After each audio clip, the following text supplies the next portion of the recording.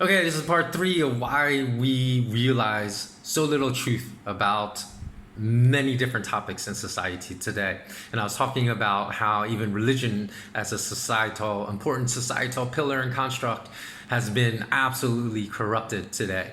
And again, I was talking about how an entire religion is demonized because of one bad person or a small group of bad people within that religion. But logic will tell us, if we study religion, that Islam was founded in the 7th century, and that if it were truly an evil religion to begin with, that it should have been demonized at some point in the last 1,300 years of history before 9/11 and July 5th.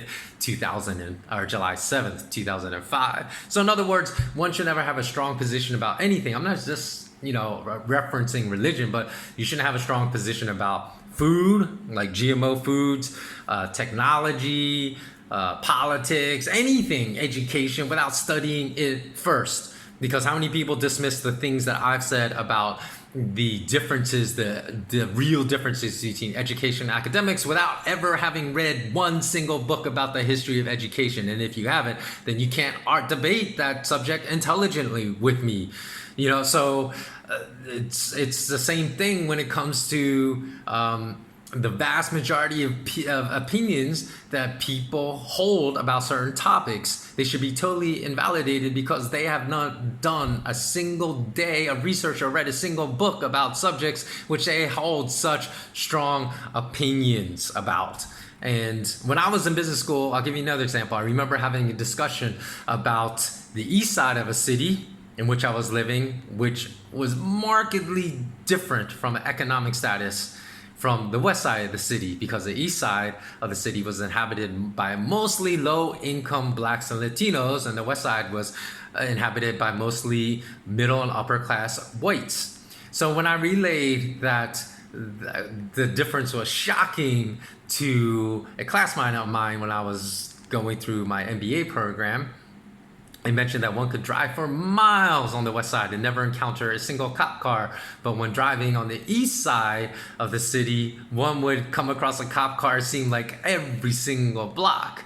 And the person I had this discussion with came from a very wealthy neighborhood in the northeastern part of the United States. And he said that, there's probably so many cops on the east side of this town because there are a lot of people that live there that are probably doing bad things and need to be locked up. And given that I'd grown up in Philly working with a lot of the types of kids or people that he said needed to be locked up, was extremely offensive to me, because I worked in high crime. I know crime is elevated, the incidence of crime in these neighborhoods, but I also know that a lot of really good people live in these neighborhoods from working with kids that lived in high crime neighborhoods in North Philly and also in West Philly. And I asked him to really see where his, to try to get a bead on his thought process and how he came to this conclusion. I asked, okay, how many of these neighborhoods have you actually ventured into and spent a good deal of time with the people that live in these neighborhoods to understand their circumstances, where they're coming from, and why they may engage in some not so savory behavior from time to time? And he said, well, I've never spoken. Why would I step in those neighborhoods? I've never stepped foot in those neighborhoods. I never will. And I never will speak to anyone that comes from any of those neighborhoods. Now, then, of course, the logical follow-up question is, why would you have such a strong opinion that the people that live in these neighborhoods are inherently bad people versus possibly being inherently good people that may occasionally do some bad things driven by desperate economic circumstances in which they find themselves? And he replied, well, I just know. And I asked him again, how can you be so sure and have such a strong conclusion about a topic in which you have zero empirical and direct experience with people from these kinds of neighborhoods, where I have years and years and years of experience, and I disagree with you?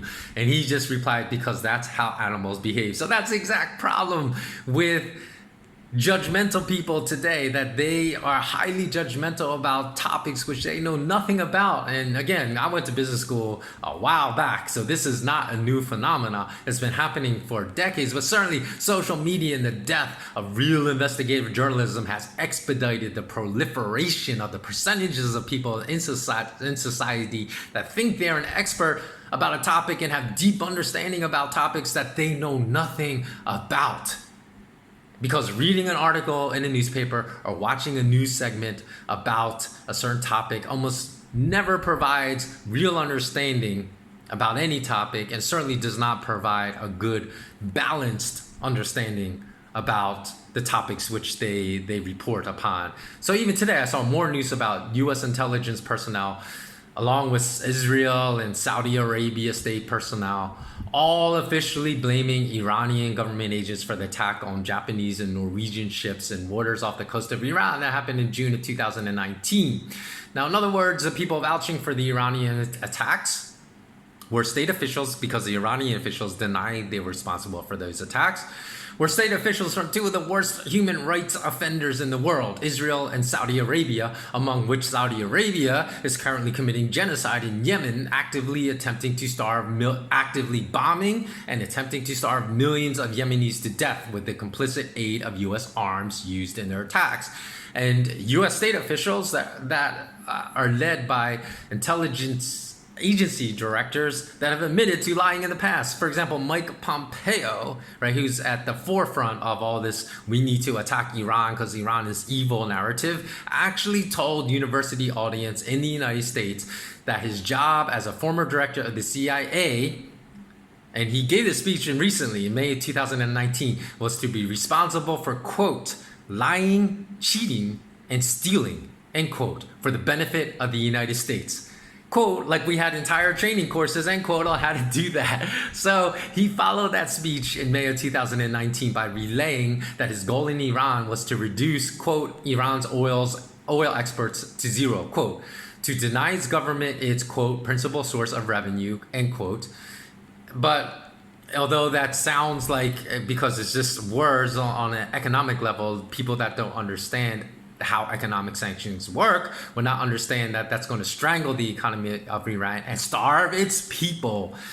Just as very similar U.S. economic sanctions already administered against Venezuela have, with the intent to reduce Venezuela's oil exports to zero to force regime change. The reason why it would force regime change is because then the economic misery and the widespread starvation in Venezuela that's a consequence of this economic sanctions can then be used to blame the current Venezuelan president, Maduro, to force regime change. So that's the question, is why do people so readily believe someone that specifically told us that he was responsible for, quote, lying, cheating, and stealing while head of the CIA, who now says that Iran attacked these two tankers off the waters in Iran. So in the end, I don't know if Iran was responsible or not. It's still feasible that they were, but I know how to critically think, and I know not how to fall victim to the compliance and obedience training spread throughout academic classrooms all over the world to require sources not known for committing human rights injustices and lying, cheating, and stealing